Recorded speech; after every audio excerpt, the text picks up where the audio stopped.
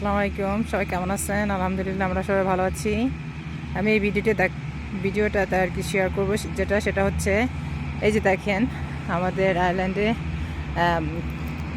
মানে ঘাস কীভাবে কাটে আর কি, কোন ধরনের মেশিন ইউজ করে।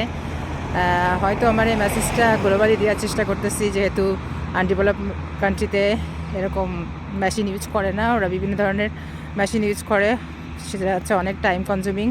সো এই মেশিনের মাধ্যমে তারা এই যে আমাদের হোল ফিল্ডের ঘাসটা কেটে ফেলবে হয়তো 10 থেকে 15 মিনিটসের ভিতরে, তার থেকে আরও কম সময় লাগবে। সো এতে করে দেখা যাচ্ছে তাদের টাইমটাও সেভ হচ্ছে, প্লাস এনভায়রনমেন্টটা আর কি ইজিলি তারা ম্যানেজেবল করতে পারতেছে। সো এটা আছে কাউন্সিলের মাধ্যমে করে প্রোভাইড করে, অনেক একটা ভালো একটা প্রোগ্রাম, যেহেতু এটা হাতে করতে গেলে কিন্তু অনেক সময়ের প্রয়োজন। সেম আমাদের গার্ডেনেও আর কি করার জন্য আমাদের নিজেদের মেশিন কিনতে হয়, বিভিন্ন আছে স্টোর আছে, ওখান থেকে কেনা হয়। যেমন এক্সাম্পল উডিস ডাই আমাদের আয়ারল্যান্ডে, আমার শহরের থেকে।